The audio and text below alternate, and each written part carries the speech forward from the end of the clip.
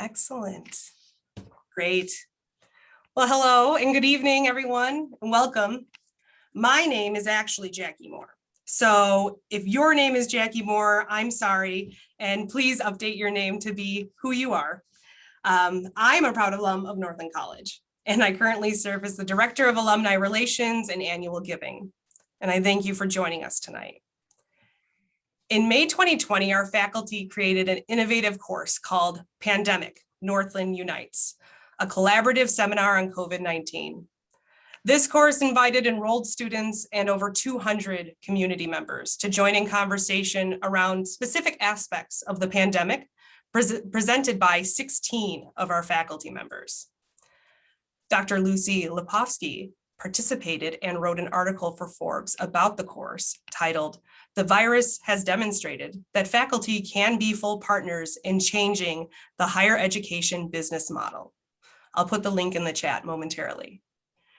Her article brought national attention to our little school on the Big Lake, and we are honored to have her with us tonight to lead our faculty in a riveting discussion about life with COVID, where we were a year ago, and what we can look for moving forward.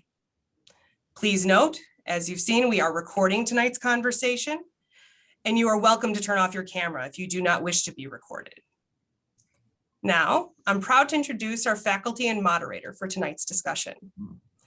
Representing the remarkable team who made the May 2020 course a reality, we have the following Northland professors with us. Kyle Bladeau, Assistant Professor of Native American Studies. Jeffrey Vincent, Assistant Professor of Biology.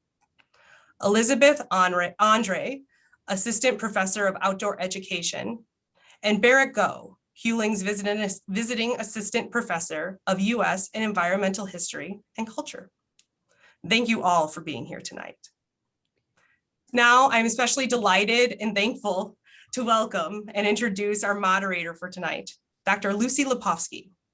She's an economist who consults, writes, and speaks widely on issues related to higher education, finance, pricing, strategy, governance, and enrollment management. She works with public and private colleges and universities throughout the United States and various companies and organizations throughout the world. She served as the president of Mercy College from 1999 to 2004, is a published author, and has more than 30 years of experience in higher education finance. Welcome to Lucy, and thank you all for sharing your time and expertise with us. At this time, I'll kindly ask our guests to mute your lines, and I'll invite Lucy to take it away. Thank you very much, Jackie. Well, I'm delighted to be here and delighted to be at Northland, although I've never in person seen the college. But I got, I guess, a press release that mentioned this course, and it was talking about faculty from a whole variety of disciplines putting together a course about COVID. And this was last May when we were all struggling and trying to figure out a whole lot of things about COVID from, are we going to die? How long is it going to last? Are we ever going to get a vaccine? Can anyone do it? How will it affect us economically? Everything was closed. I actually live in Florida in the winter, and right now I'm on the Jersey Shore where I spend the summers. And Florida was quite different than most other places because we have a governor who sort of didn't believe in much of the pandemic. And so we've been open most of the time. So as I've just come up north, it's a new reality, seeing people wearing masks and acting differently. But I was just really taken when I got this press release. And the other amazing thing was Northland said anyone could take the course and it was free. And I thought, wow, this is how could I pass up such a wonderful opportunity to learn from a whole variety of distinguished faculty. So I signed up and we had different faculty talk, I guess it was each week. And it was just an amazing experience. And so I'm honored that Jackie and others have asked me to come and moderate tonight. So I think there are, I guess I'm kind of curious of how many of you are students, faculty, staff, and then the general public, because I think about 300 people took the course, and I would call it, although Mary didn't know the term, a MOOC, a massive open online course, which is what many universities, many of the Ivies started doing, and there was a couple companies that started providing MOOCs where we can still, all of us, take courses for free from great people around the world. But not many small colleges have done such a thing. And so in my mind, this was an opportunity to take a MOOC from a small liberal arts college, and I'm a graduate of one and love that kind of teaching. So I do want to ask first, I think Kyle, among the 4 faculty we have, is the one who did a lot of the putting together of this course. So from those of us on the outside, higher ed is known as an area where it moves like a tortoise. And when COVID came, what I saw and what everyone did was faculty just were amazing. And they moved on a dime and they put all their courses primarily onto Zoom U. But Northland did something beyond that. And they put together a course where they collaborated among faculty in varieties of disciplines, which is something we don't usually see in higher ed. We are very siloed, not to our advantage, but it's how we work. So Kyle, if you would just tell us a little bit about how the course came together, how you persuaded your faculty to join you in this endeavor, and then your feedback, and then we'll move into each of your reflections about COVID and some very specific issues. And do feel free to put questions in the chat. I don't guarantee we'll get to them, but anyone who wants a question, do put it in there and I will try to keep my eyes on it. So Kyle, you need to unmute yourself. Thanks, Lucy. And welcome everyone. Thanks again for joining us this evening. So I'd be happy to give my impressions of the overview of assembling the course. And I would, of course, welcome the other panelists to add their thoughts on it as well, because as you said, we had course coordinators who were behind the scenes assembling and asking folks to contribute lectures. We had discussion leaders, some of whom were also coordinators, and we had the guest lecturers, some of whom were also discussion leaders. So we had a lot of moving parts and pieces and a lot of, I think, unique experiences in assembling and working through the course. It came about in that great, confusion and, at the same time of keen anxiety, I think is safe to say on many people's parts, but also with that, this kind of momentum or energy to try to think about what could be possible in this crisis or catastrophic moment. And I think, so for many of us, we were trying to see if how our regular condensed May term would function or could function or might best function. And so this idea kind of came together amongst a small group of faculty early on.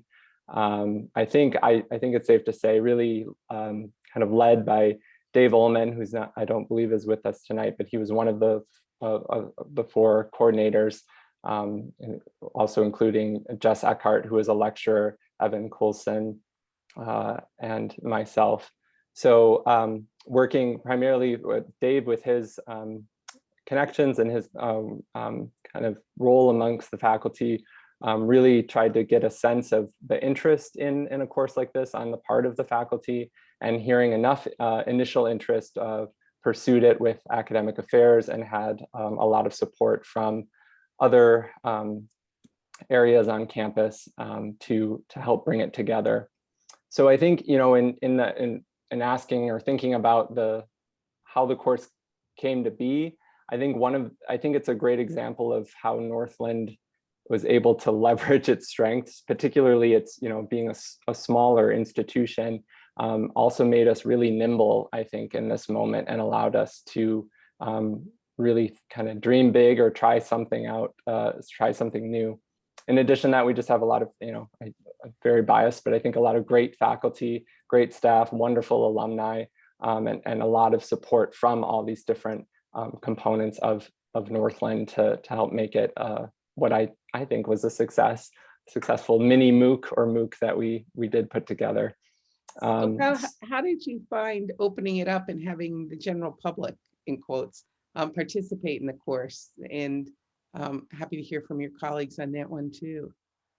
Yeah, that was the big question, right? I think I think the way that we had it set up where we just had the pre-recorded lectures that were available for anyone to view, and then dividing up our discussion leaders for the enrolled students, and then also helping coordinate the community components and the community sections really helped. And again, this is where, you know, having some really engaged and involved alumni and others affiliated with the college really helped, because a lot of it was, you know, self-driven when it came to the community members hosting and having their discussion groups. So if anyone else wants to add on to that, welcome their comments. Yeah, sorry, I would just say, for me, it was like almost like a therapeutic thing to participate in, because as Kyle mentioned, it was just such a chaotic time, and I was trying to focus on delivering my other classes and dealing with the anxiety of the moment, and to have the opportunity to put together a lecture that allowed me to reflect on how my expertise could apply to the current moment, and then to know that it was going to be something that people were going to be hearing and talking about, gave me kind of a purpose and a reason, and it's a way to focus my attention in that time, which was, like I said, almost therapeutic for me. And then to have the discussion groups include alumni and community members and people from a variety of different geographic areas and like places in their life, reflecting on what they were experiencing and how you know, my expertise and the lecture that I put together was helping them think about things in new ways. And then those conversations were just really rich and supportive. And you know, I heard from a lot of the participants that just having that structure, even of having something to look forward to a few times a week, and to have that same group of people that became like a community of friends when a lot of people were just isolated in their homes. It was wonderful. And to have so many of those people be connected with Northland just helped kind of grow that perception of community, which was really important for me to feel in that moment. Barrett and Jeffrey, any thoughts, comments? Would you do something like this again? Oh, absolutely. I think that this was a really great experience. I think, you know, from my perspective, as you know, potential zoonotic diseases, right? I've been I've been telling my students this for a long time. It's important. It's incorporated in my normal classrooms. But you know, I think what was amazing about this was, you know, sometimes it's really hard to reach the community that may be outside of the college, right? I mean, I see students come through and we have these conversations about the importance of these zoonotic diseases. But how is that information available to those that are past college or not going to college? And so this was an opportunity to take what might be, you know, difficult material that may be hard to read through scientific literature and put it into a format that was available for a broad range of you know, our community.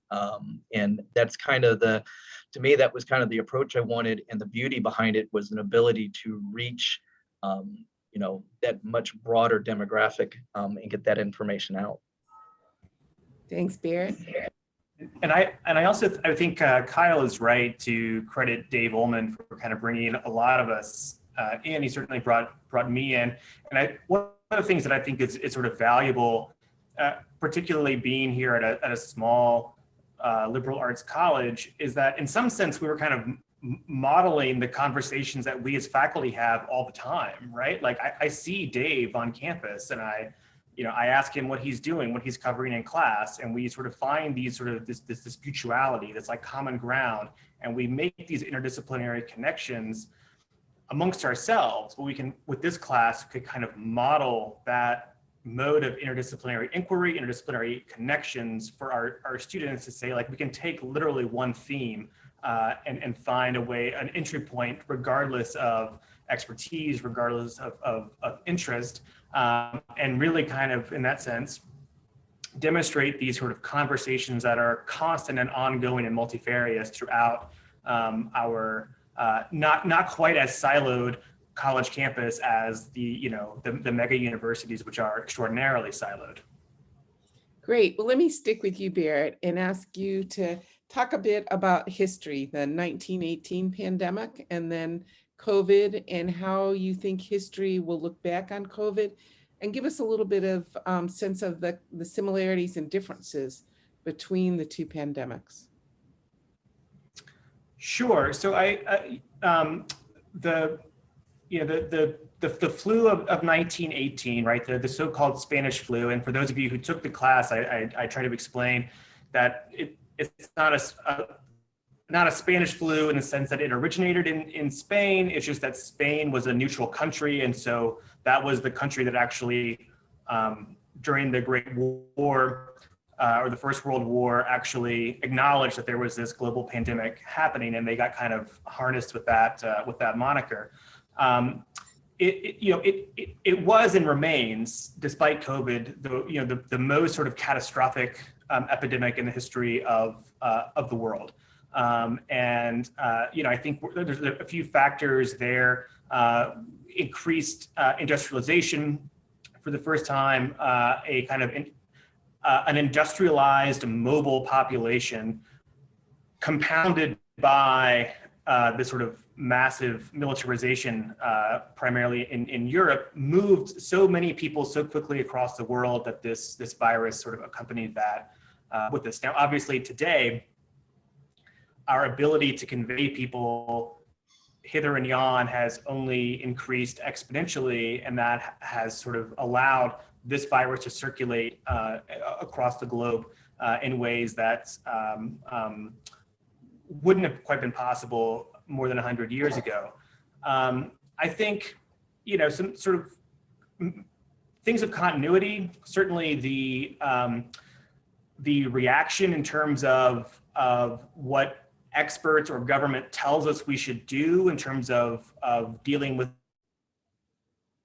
the realities of the pandemic, particularly the American focus on individualism, right, and anti-authoritarianism, and the kind of the anti-masking leagues, which existed certainly in San Francisco, would be an epicenter in 1918. Probably not San Francisco, but other parts of the US today would be in that kind of anti-masking camp, sort of couching this sort of anti-expertise, anti-science, sort of governmental response. That continuity is certainly there. And I think, again, it's kind of rooted in this sort of sense of, again, anti-intellectualism and American individualism. Now, I think a thing that we can maybe also sort of tack on to is the economic ramifications. I mean, during the Great War, we're coming off of a series of progressive reforms, and for lack of not to put it too finely, right, but the capitalist class has gotten really rich on the war, and they would continue to get really rich throughout this kind of reckless decade of the 1920s, in which you have kind of a reactionary series of Republican administrations that are very much in favor of big business and deregulating the economy. On the other hand, our current moment is actually one where we've had 20 years of deregulation, right? We've had 20 years of getting the government out of the kind of intervention in everyday lives. And whether or not this will change sort of going forward, I think remains an open question with sort of the current administration and the kind of role that economic stimulus has played in the last 18 months, where it didn't play that same role in the 1920, because everyday folks were still sort of left behind then. While we're on the issue of economic equality or inequality, Kyle, can you reflect on how you've seen COVID, both getting vaccines and being treated for COVID, in terms of equality or inequality of how treatment's been given? I can, with first a disclaimer that I am not a public health scholar, and I'm a contemporary literature scholar specializing in Native American literature. But it's part of the great interdisciplinary work here. I learned a lot from Jess Eckhart's lectures, and found a lot of connections there when I was trying to work to provide my own for the course, because on Native American issues and COVID-19 in Indian country.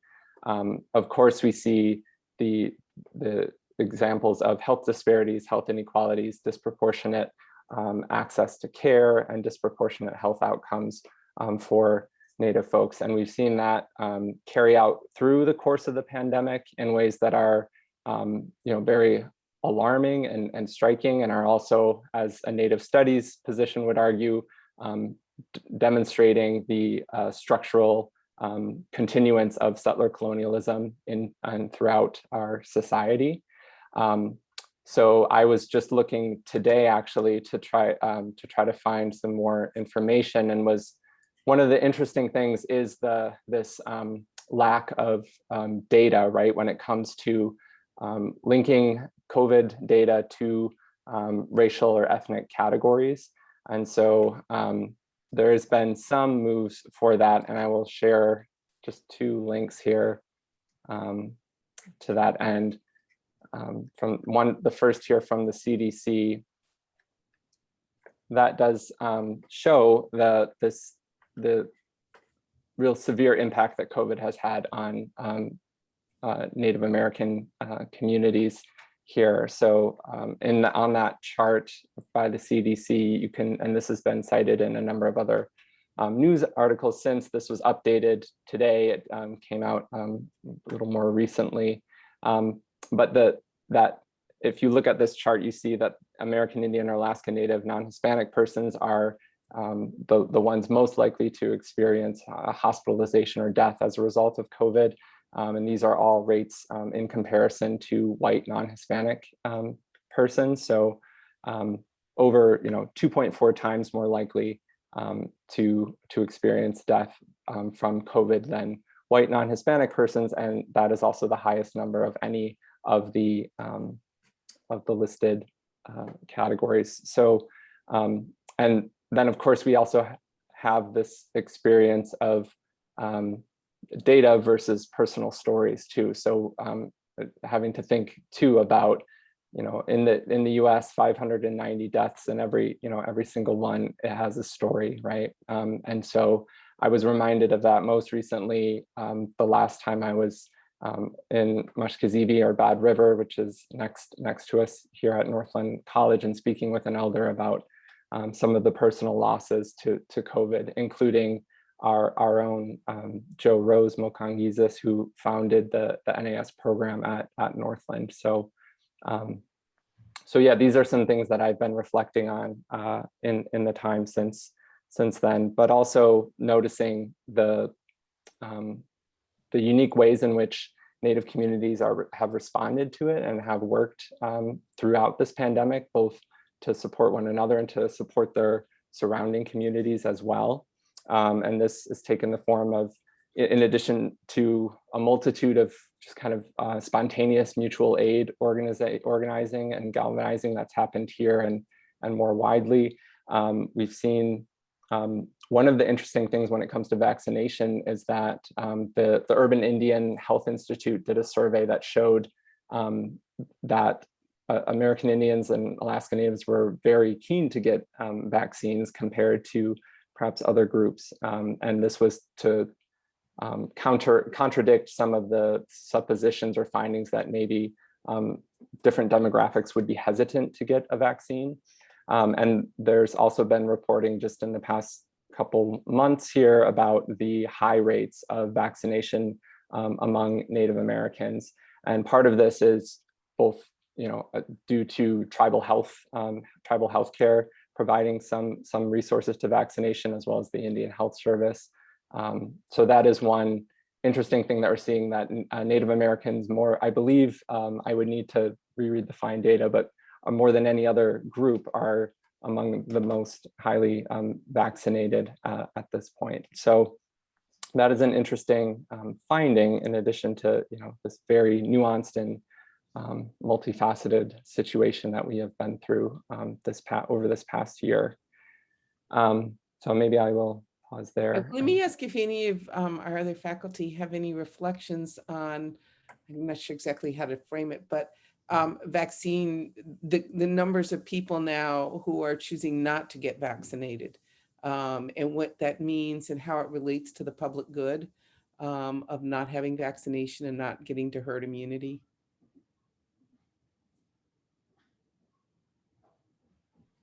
Jeffrey.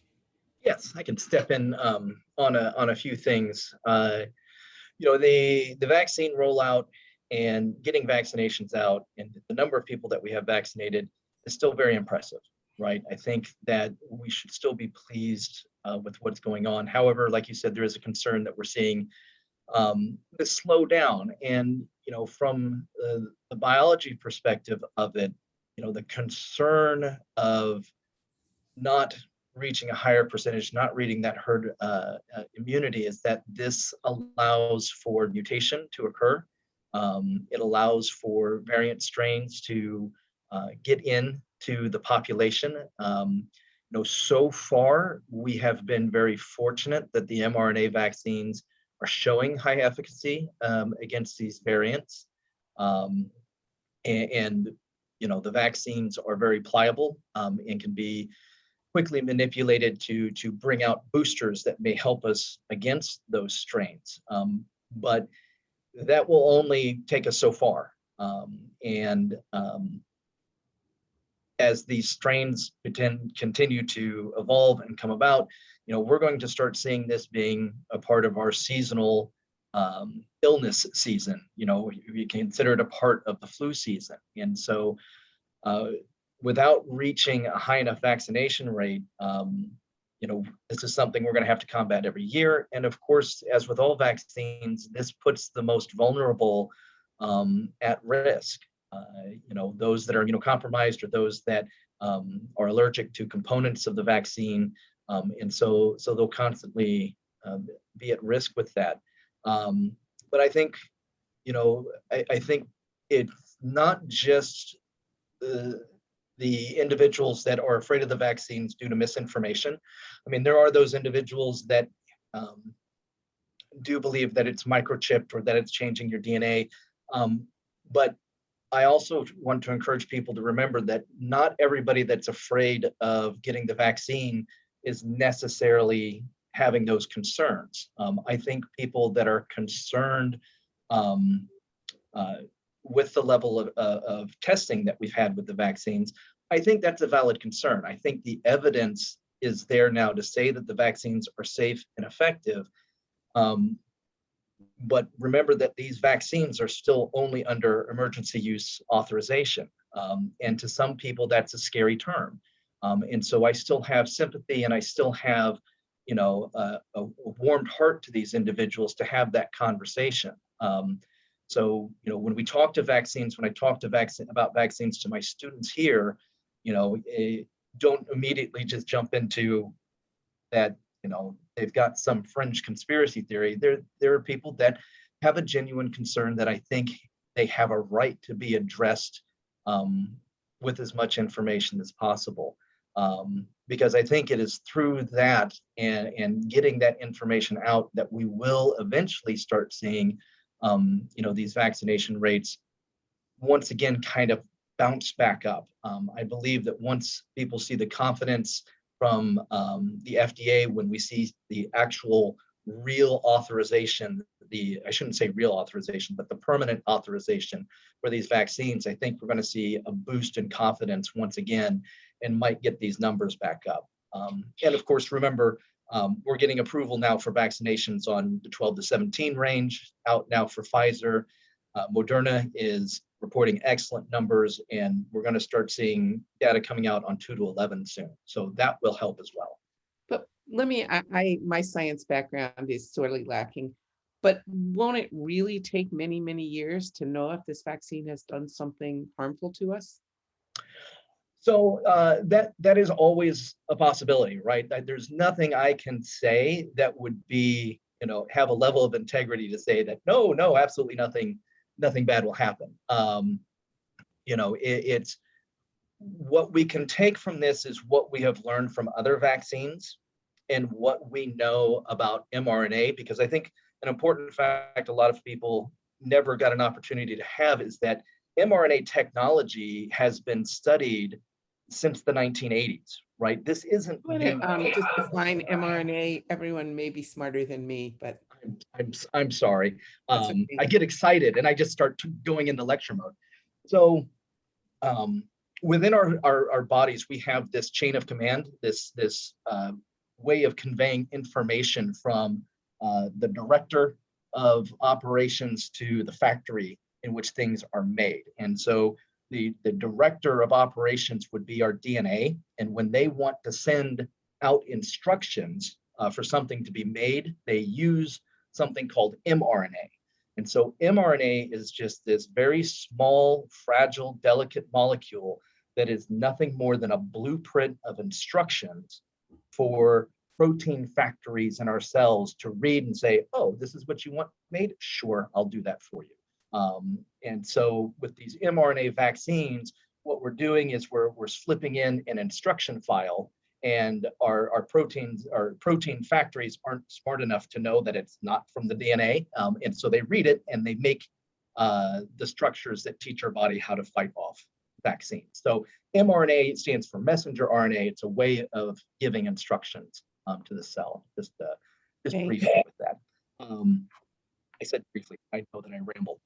But with the mRNA vaccines, mRNA is something that has been studied for a while. There have been mRNA vaccines in trials now for many years on everything from HIV to cancer vaccines that have already been in the testing phase. Now, they're going through a much longer testing phase because some of these diseases are not as prevalent, and so you have to wait until those cases come up that you can actually test them on. With COVID, we were able to get a lot of information because there were a lot of opportunities to test against this disease. And that was huge, right? You know, if you're making a vaccine for a rare form of cancer and you have to wait till 10,000 people have this incredibly rare form of cancer, it's going to take you decades to do. But COVID was going fast. And so we were able to collect a tremendous amount of data on that. I know that doesn't answer your question about, long-term, except in the sense that we have been studying mRNA for a while, and that gives us some confidence to say, we're highly confident it's not going to get into your DNA. It can't make it into the nucleus, and it's only instructions that can make one thing, and it's incredibly fragile, so it just falls apart. And that's just kind of the physics behind it that we can kind of know about. Thanks. Elizabeth, let me move to you and ask you a question that's more down to earth, perhaps. And that is how people dealt with it and what their assessment of COVID was, whether when it started or 2 or 3 months in, whether we were optimistic or pessimistic. How did we deal with it? And then how are we doing coming out of it? I mean, there are a lot of people who are totally stressed right now that they have to make decisions. I know I got a meeting I had last week, which was supposed to be Zoom. The week before, they said, we're going to do it hybrid. Anyone who wants to come to Washington. I'm like, oh my God. I just, I said, after thinking about it, I said, I'll Zoom it. I couldn't think about getting on a plane or, it was just, this was outside my comfort zone quickly. So can you reflect on that a bit? Yeah, thanks, Lucy. And I think this actually segues really nicely from what Jeffrey was talking about with, people getting more evidence before they'll be willing to have the vaccine. But I think so much of our decision making and how we process information is not even at the kind of intellectual level, it's at this emotional level. And so I think people will have to find some way to deal with their fear and their anxiety before they will agree to take vaccines. And so in that way, it ties in with some of the studies that have been done on how to communicate about the urgency of climate change. And Yale Center for the Environment actually did a lot of work on this, where they did an audience segmentation analysis, and they divided the American public into 6 audiences based on their feelings about global warming. And then they talked about how to tailor messages to each one of those audiences based on what they believe, what they care about, what their values are. And so I think, a lot of the messaging, that work is starting to be done with COVID, to try and think about how to reach different people, to help them kind of deal with their fear and anxiety to get to where they would be willing to take a vaccine. But there's still a lot of work that needs to be done there, thinking about how just to message and how to frame the information. But to tie that more directly to your question there, Lucy, I think the emotional management strategies that we all use are adaptive for us individually. Like, they help us deal with our day-to-day. And so some of those emotional management strategies are denial. So various forms of denial, like literally denying that something exists, or denying that it's an emergency, or denying that there's anything that we can do to make it better. And if we use those types of denial, it allows us to not feel that anxiety or that grief, or whatever it is that is emotionally, just making us distraught for something. And so trying to think about how to manage those emotions is kind of the big battle for us now. Like, we've got the vaccine, we've got a much better understanding of how the virus works, and now we need to really work on how do we deal with the emotional aspects of something that is a large tragedy or anxiety producing, to allow us to make our best choices and move forward in that way. So I'm not surprised that you don't feel like going to a face-to-face meeting. Actually, just before coming to this session tonight, I had my first guest over for dinner, and we're all vaccinated. And I thought, as I was like cleaning the house, I was thinking, are we ready to be in the house? And so I asked them, we have a screen porch in the backyard. Would you rather meet there for dinner? And they said, yeah, I think we would rather meet in the backyard. So even though the CDC has said we're people who are fully vaccinated, adults, feel free to be inside with each other, we just weren't quite ready to do that yet. And so we just felt safer and happier being out on that back porch. And so I think that's going to be a long journey for us all as we try to deal with the emotional trauma of the last year and figure out where we go from here.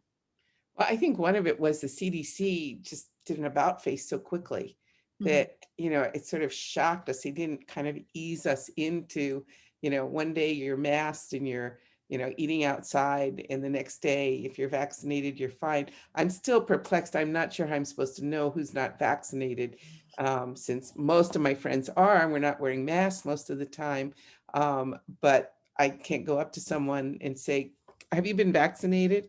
And then I'm meeting more and more people who are choosing not to be, and either their answer is some of it we don't know, but others are, I'm a pretty healthy young person and I'll get through it if I get it, and a lack of fear, which is kind of interesting, that I've seen. So I think this is for Barrett, but if I'm asking the wrong person, oh, go ahead, Barrett.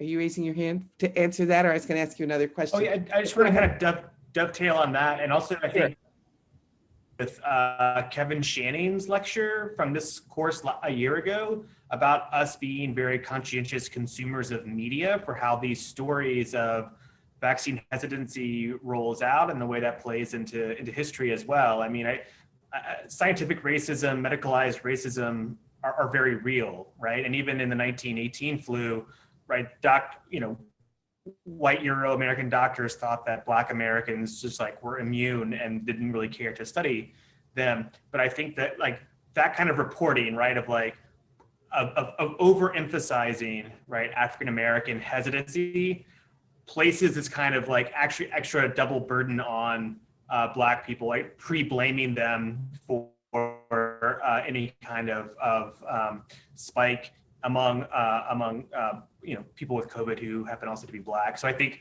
being very skeptical of that kind of reporting that points too directly to one demographic group or the other is something that we should scrutinize heavily.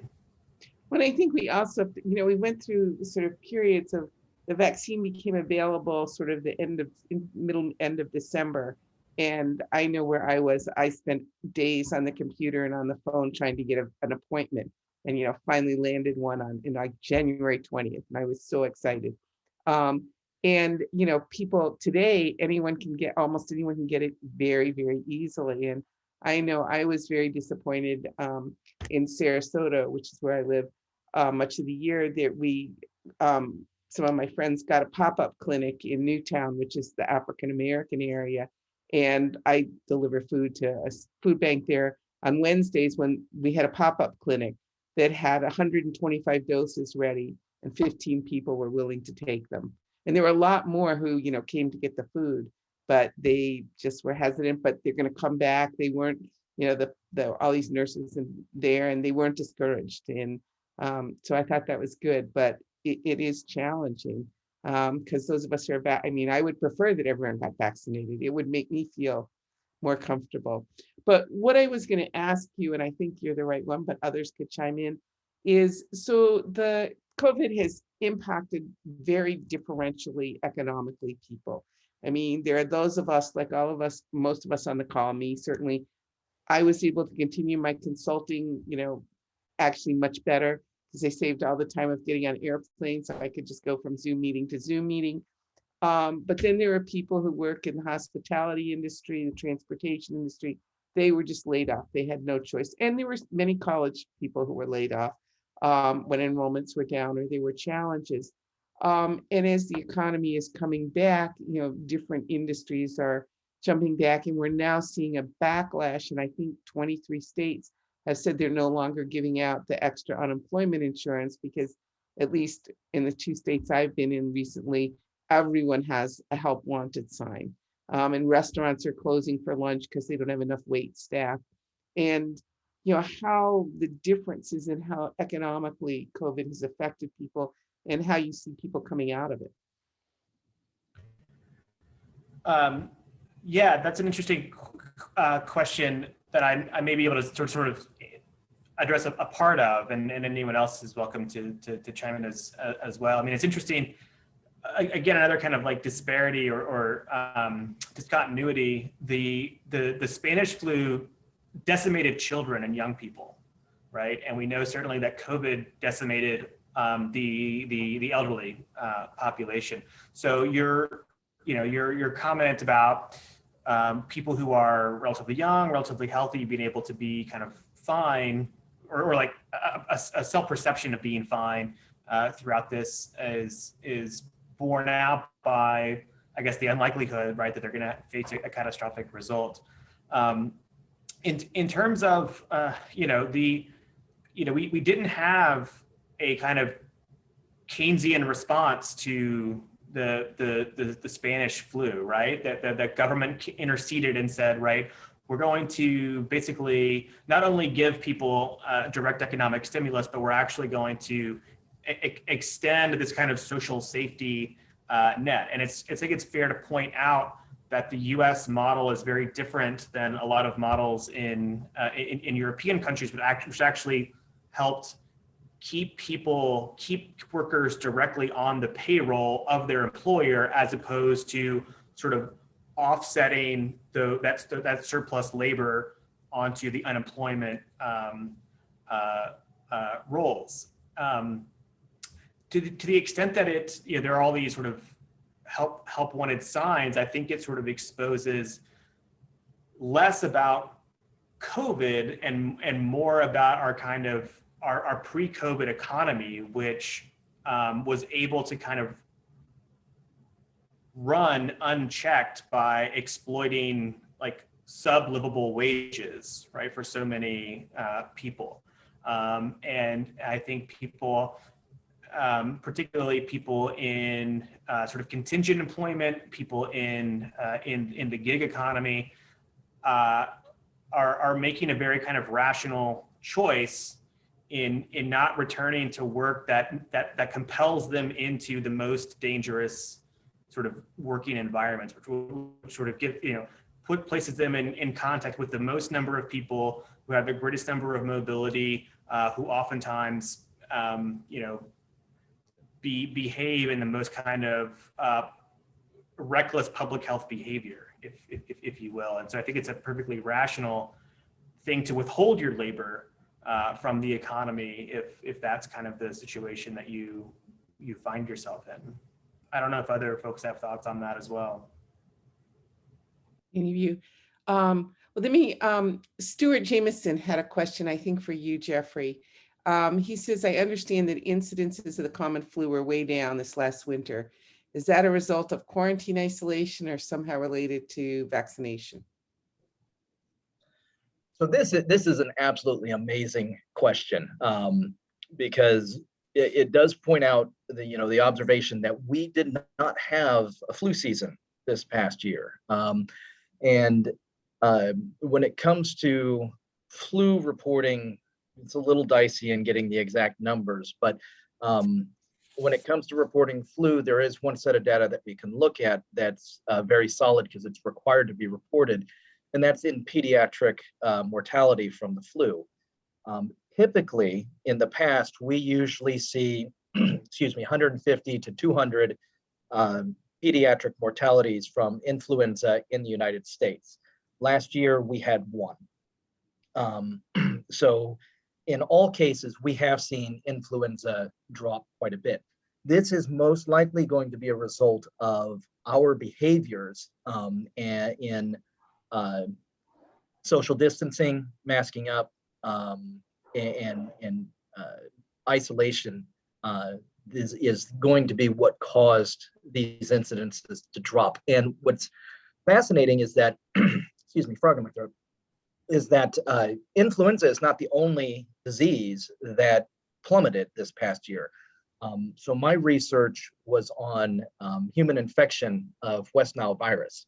And we created a model that could predict how many human cases we would see of West Nile virus in a given season. And this, in all the years past, it was beautiful. It worked super well. But this past year, it gloriously failed.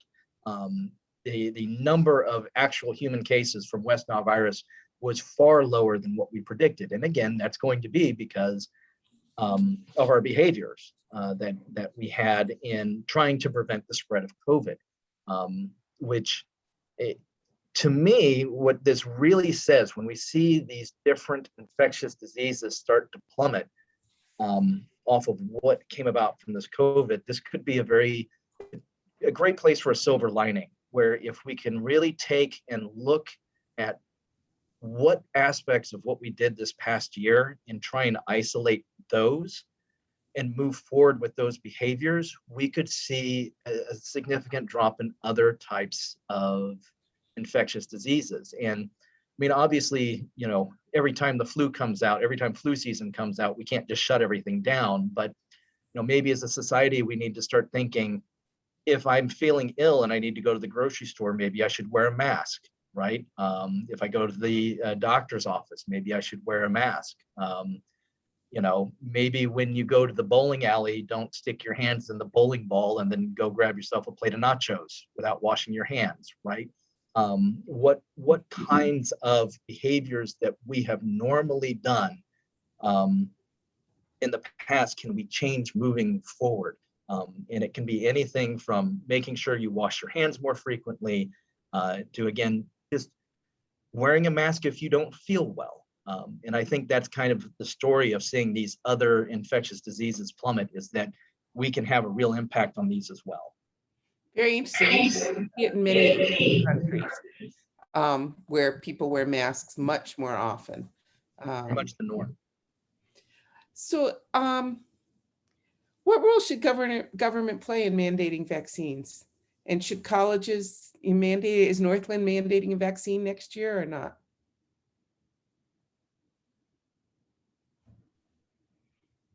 Oh, Anyone? don't make me take that one. Okay. This is such a hard question. And again, I'm going to be giving you this answer from a biologist perspective, but also as a father of two boys that are 3 and 1 years old, and it really causes this deep internal struggle in me, because I feel that by taking my vaccination, I'm protecting my family, but also yours. And so in a social contract, I would like to think that I could ask that in return. And I think it's fair of me to ask it in return, but I'm not 100% sold if it should be mandated. Is Northland going to mandate the vaccine? First of all, I would be against it until we have full authorization of the vaccines. While they're under emergency use, I personally would not support such a thing. But colleges do mandate vaccines for other potentially fatal diseases. And Right, meningitis and some of the others. I mean, I think about 400 colleges have now mandated for next fall that everyone will need to have the vaccine unless they have health issues. and by then, I can't predict this, but by then I would imagine that there will be full authorization for at least Pfizer, if not both Pfizer and Moderna vaccines. I think it becomes more reasonable to ask that of us in a society to do so. Whether or not the government should have a role in it, I'm going to leave that to the people in sociology and history. There's a long question in here from Adam Scott for Elizabeth. I'm just, and Elizabeth, I think it has to do with that we make our decisions more emotionally than rationally. And how can we, effectively communicate about the risk of the virus and our perceptions of it? I think it goes back to some of what you said about your dinner party the other night. Adam goes on to say that he's seen some people overestimate and some underestimate the danger. How do you see the perception play into? Yeah, this is a great question. Thanks, Adam. So our perceptions of risk live in our emotions, as Adam accurately said. And so when we think about how we're going to mitigate those risks, we're trying to gauge, just how risky is it? How likely is it? How bad would it be if it did happen to me? But we don't make those decisions based on data. And so there's a variety of kind of mental shortcuts that we use. And one of them is just how new is it? So we tend to overestimate the risks of things that are new threats and then underestimate things that we're really accustomed to. And so I think when, COVID first started, a lot of people probably overestimated how dangerous and risky it would be to them.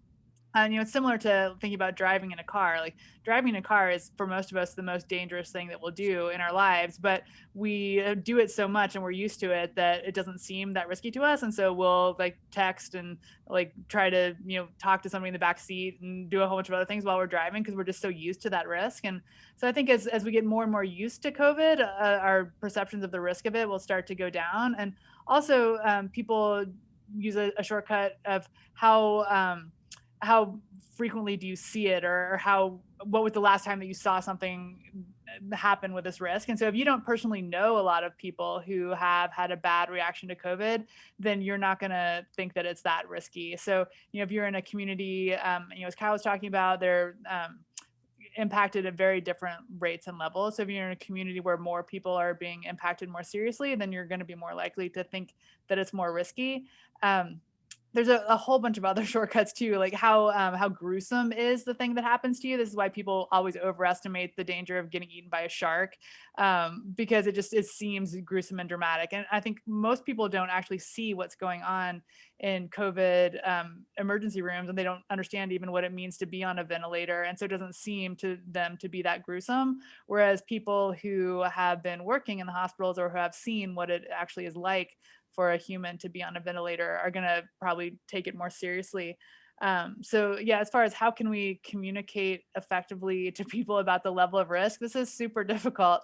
I think if you can tell that someone is underestimating the risk, then you might want to share with them some personal stories that bring that emotional aspect of the issue to the forefront. And if you have someone who is probably overly cautious, then maybe giving them some data comparing the risk of it to other things so they can start to get that kind of emotional kind of comparison of one thing that they really understand well to something that, with COVID that they don't understand as well. So, I think depending on whether somebody needs to ramp up their concern or damp it down, you need to think about how to do that for them so they can access that with their emotional decision-making capabilities.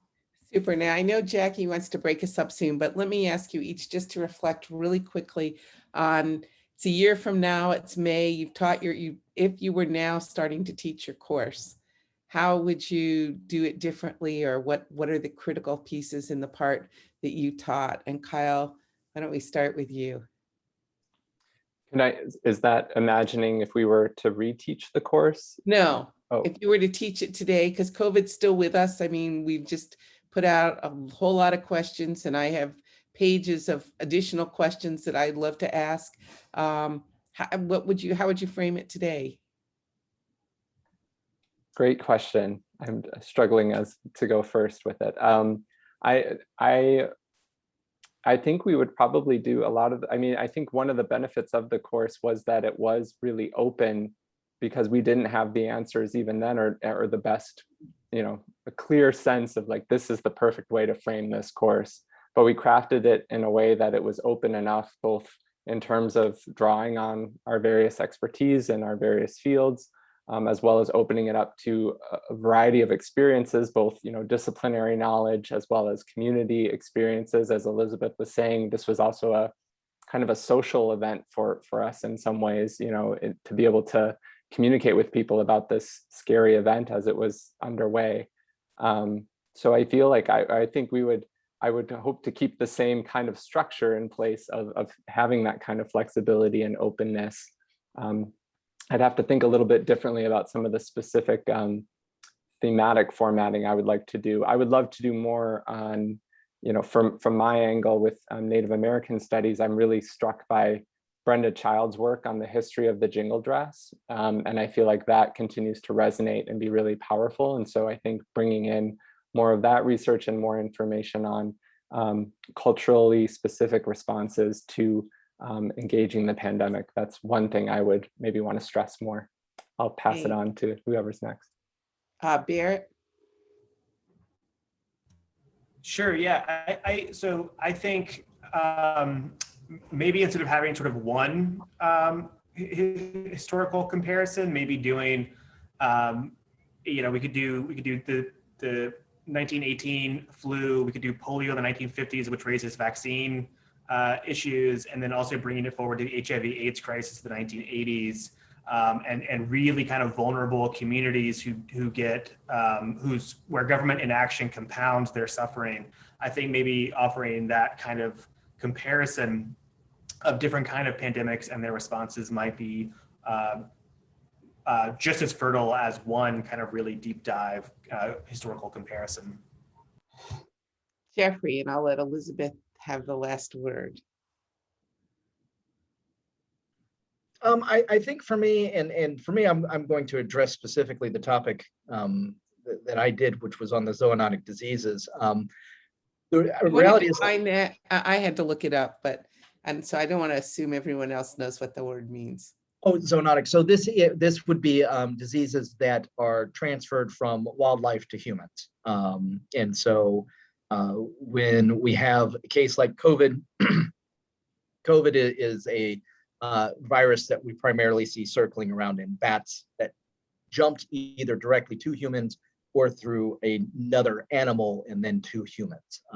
And so, my section was talking about the risks that we face in these infectious diseases, the potential for these diseases to jump over because of the way we handle agriculture or even luxuries and things like that. And so, this is one of these things where this idea of potential disease outbreak is, scientists have been screaming the sky's going to fall for decades, and well, it just kind of finally did with COVID. A lot of the articles and examples and things that we talked about, I don't think students may have realized this, but they were all from the 2000s and early 2010s, right? So this is all information that we have now. I think what I would change if I was to do it now is put an emphasis on the fact that even if you're feeling confident that we're starting to win this battle against COVID, we still have malaria that kills over 400,000 people a year, and about 200 to 300 million are infected. And don't get comfortable in the United States because it was here before and it could be here again in the blink of an eye. And maybe even remind them that there are some that are less known that are far more dangerous, like Nipah virus. Nipah virus pops up every once in a while in small isolated cases. But if that became more virulent and more contagious, that particular virus has a 40 to 70% mortality rate. And we need to make sure that we're really preparing ourselves for things that could be worse. If you thought this was bad, it was bad, but there is worse. And so we need to really look to our leaders and to ourselves in how we're going to manage that going forward. Oh, that's very scary. Elizabeth, are you going to bring us up or put us down more? I don't know. But yeah, it's an excellent question, Lucy. I love this. And I'm glad that I didn't have to go first, like Kyle. It gave me a little bit of time to think about it.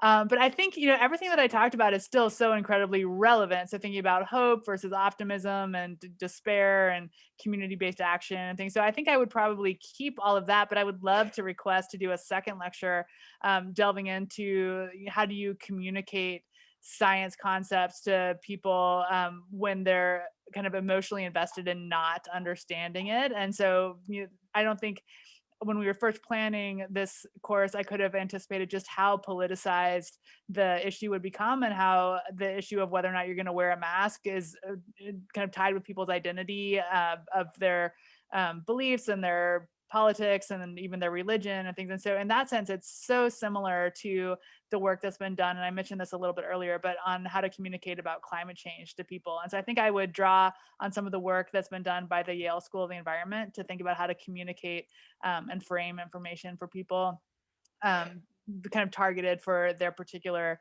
kind of belief set and kind of identity around a certain issue. Because I think that's going to be our big battle moving forward is how to communicate to people across the political spectrum.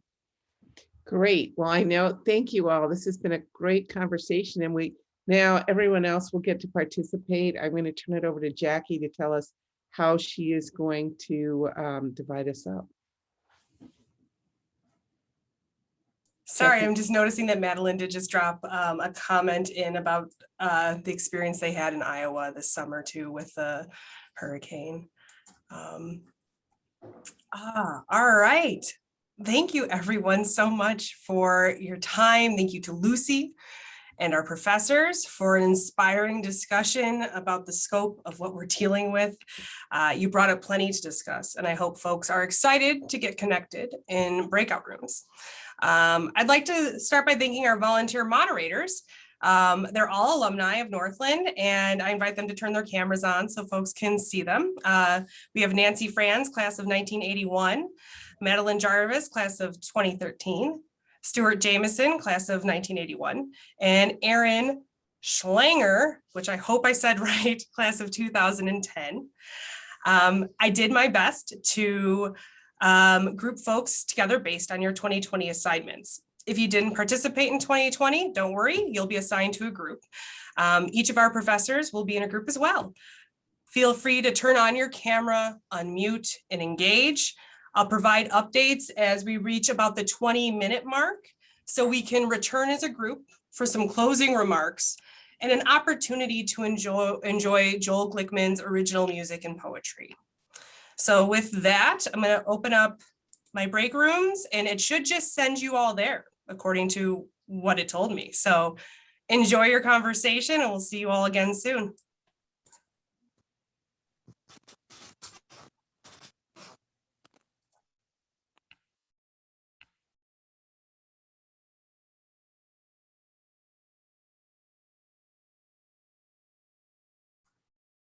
I see others whom I don't know who they are, to just say a few words about what we talked about. So Aaron, if you want to just share, we had a great conversation in our group.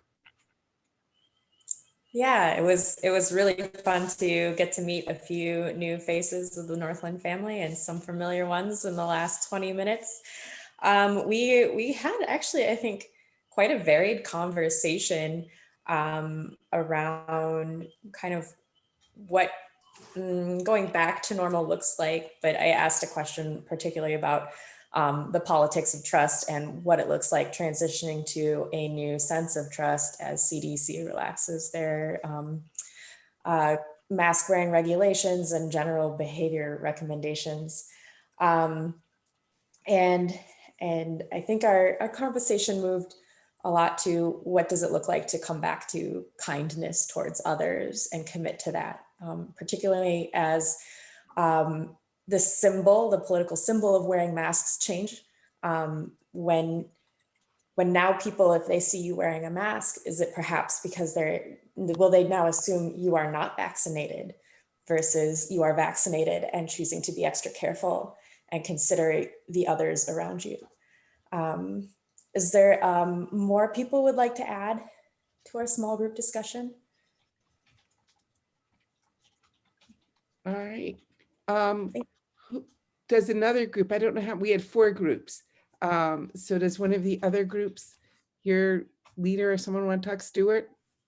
Yeah, I can talk. I think pretty much the same conversation that I was fortunate that a lot of the people in the group just happened to be people that were in my small group for the class, and so we sort of caught up with each other and how their family situations are going, and how things will be different on the other side of this. What's going to kind of keep, like Jeffrey said, wearing masks when you're not feeling well, those sort of things, and how will things be different on the other side of this? And then we ended up by just briefly talking at the end about the ability of a place like Northland to pivot so successfully, to come up with a class like this on short notice, and how that's going to be the sign that Northland will survive and will adapt as we need to going forward. And that's, I think, a real compliment for a school this size. Great. Madeline? I think we talked about everything. Our conversation 20 went minutes? Wow. Exactly. We're all done. We talked a little bit about how statistics are just really interesting as we try to navigate who, why, and where vaccines are happening, as well as did some personal reflection about how the pandemic has shaped our view of ourselves and our lived environments. Great. And Nancy? We had some ditto on all of that. And also I had a conversation a bit more about Elizabeth's work related to risk and how that was interpreted in our lives and how we used it. There was also a theme about connectivity. Sam talked about how he uses the technology now, not just professionally, but to connect with family and friends and building that into his culture. We talked about going forward, how maybe masks on an airplane are good no matter what. And we also talked about as some of the other groups did, about how phenomenal it was for Northland's faculty to create and carry out such a course, to the fact that one of the people in our group watched the videos recently and said they all still stand up pretty darn good at this point in time. And so that's pretty good. And also that we feel that the whole pandemic has helped us all maybe see ourselves a little bit differently in the way we are in the world, maybe have some empathy for folks we might not have otherwise as deeply. And that we're thrilled that Lucy was able to find us, write the article, and join us this evening. Well, thank you. It was great to have all of you back. Does anyone have a last dying comment before I know Jackie has sort of a present for us, a poem and some music? All right, Jackie. Thank you, Lucy, so much. I really do appreciate you being here, and I know everybody else does. Thank you. Before we close our evening with Joel Glickman's original music and poetry, I would truly like to express my deepest gratitude for you all being here, spending your time with us, for our professors for sharing their expertise, and for Dr. Lucy Lepofsky for finding us a year ago and joining us in reuniting around the magic that was the 2020 May term pandemic course. Thank you all for being here. I'm going to play Joel Glickman. He's a retired music professor. He performed an original piece of music and a poem for us. I will also share the link in the chat for those who would like to continue on with their evening. You can enjoy it at your leisure. It really is a treat. Joel is one of our most tender talents that we have, and we're very lucky to have him in our Northland family. So thank you everyone for being here. I hope you have a lovely evening, and I will get started with Joel's performance piece here. Ooh. There we go.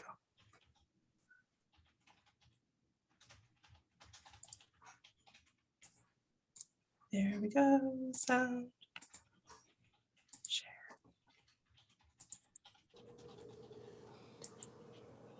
My own responses to the pandemic that I'd like to share with you before this particular conversation concludes, like the ones I shared at last year's event, are in the realm of creative writing. One song and some poetry, 3 pieces in all. And all have a nighttime feel or setting, and they seem to have played a role in helping me to deal with this huge thing that has descended on all of us. This is not an advice or self-help presentation, except insofar as to say, as a writer and musician, I have found that writing songs and poems has helped me make sense of and make my way through the world over the years. And so if these impulses are a part of you as well, don't hold back. You may find they help significantly with your understanding and your feelings, including in ways you might not have anticipated. The song I want to sing is something I wrote and recorded in or around the year 2000, well before the COVID-19 pandemic was even a bad dream on the farthest horizon.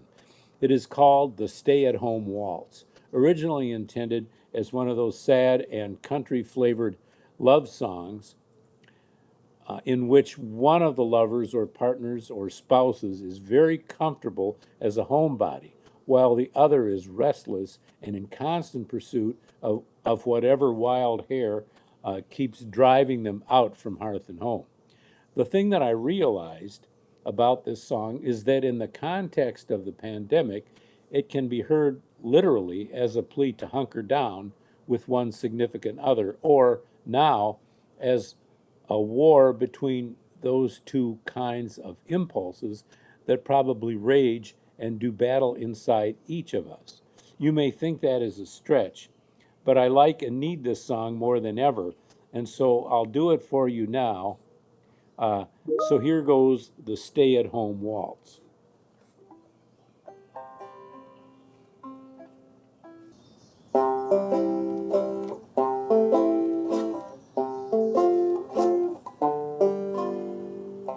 Where are you going, my dear one? What makes you so restless and wound up so tight? Sit with me, talk with me, just for a while. Better yet, would you stay home tonight? Why don't you stay home tonight?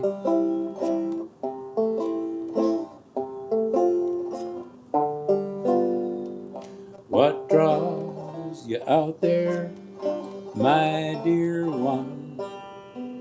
There are things in the darkness that fill me with fright. I don't mean to claim, if I could I would sing to you. Please, won't you stay home tonight? Why don't you stay home tonight?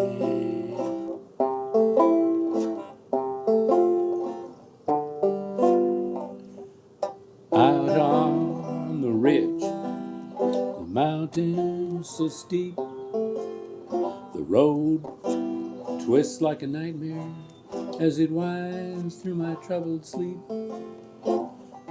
Past all the gin mills from here Tennessee, where the bikers and hitchhikers are as lost as you and me.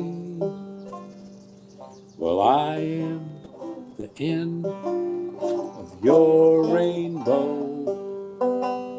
dancing with the dish towel to the songs on the radio. If I could, I'd shine like a neon sign, but I wish you could see there's a light that's burning in me. And if you could see, would you stay home with me? Oh, why don't you stay home with me?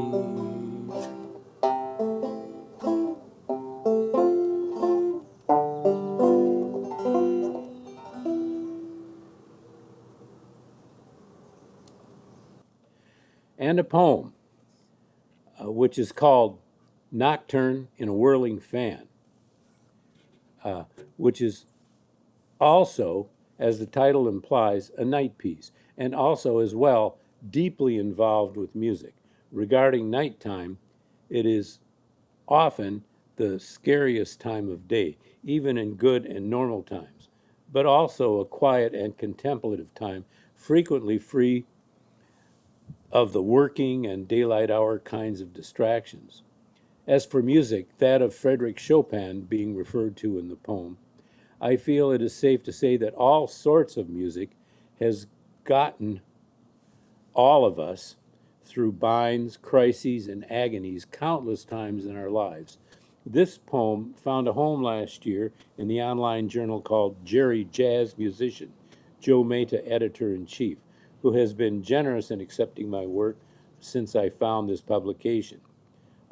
For one particular issue, not sure which, he asked contributors to submit work, poems, essays, fiction, photographs, art, etc., in response to the pandemic. I mention this should anyone want to track this poem down and read it yourself, but I also encourage jazz fans and creative folks in general to submit your work there. Joe is a Prince, and he really liked this poem, so maybe you will also.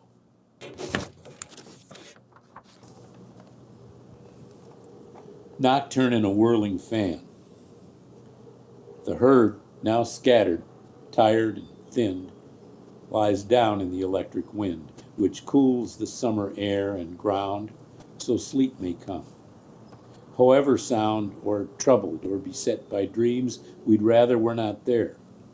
It seems the only music I could stand to hear this night would be Chopin, a nocturne played by Rubinstein. Any of those would do just fine. That set is in a box nearby, encased in dust. The green years fly. The time was when the record player served as my book of common prayer. A disc spins now inside my head, not loud. The lambs have gone to bed. Our innocence is long since fled. Some sleep a bit, some like the dead. The herd, now spread and tired and thinned, lies down in the electric wind.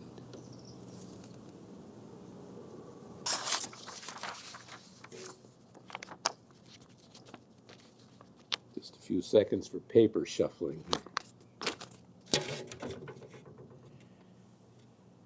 And finally, this poem. The fact of the pandemic, I strongly believe, seems to not only get us focused on loss, both experienced and anticipated, relevant to this disease, but also on love and death and loss more generally throughout each of our chains of experience. This poem is another piece written a few days ago to help me to gather and confront my recollections, thoughts, feelings about family, love, and loss, and to fashion something out of them. Again, I encourage, even exhort you to try writing anything at all. If you haven't or don't by habit respond in this manner. This poem is called Visitors. In the final two stanzas, I use the words Bubby and Zadie. These are Jewish words for Grandma and Grandpa. That's how we refer to my grandparents on my mother's side. Visitors. The dear deceased show up in the late night hours. It seems like more and more, perhaps because there are just more of them, or because each single successive slumber is a little floating island, edging ever closer to the coast where they are gathered. Or possibly they are just worried about me. They come mostly alone, as if in shifts, so no one has to do the heavy lifting all the time. Dad, more often right after his passing, maybe just to see how I was doing.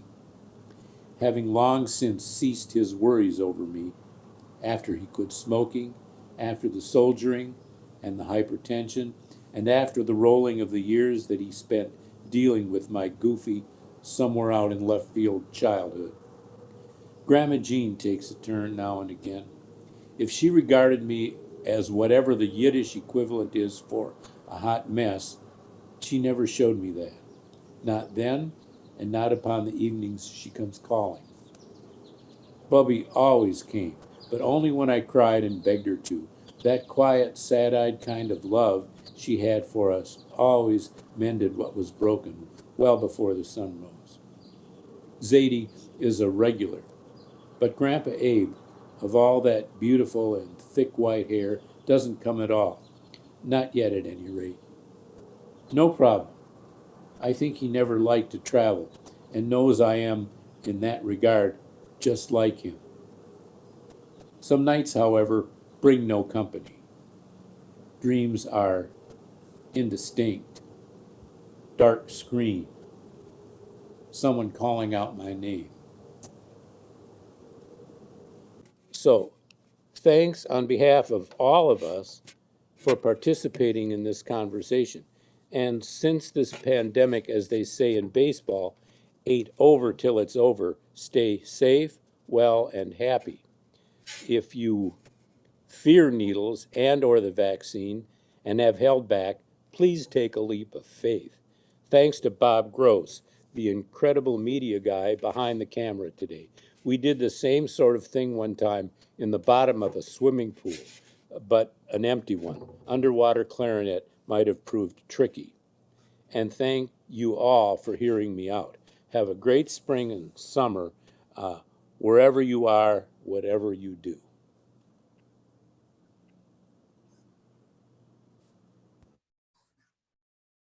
Isn't he just adorable? I mean, how can you not handle it? Joel is one of my favorite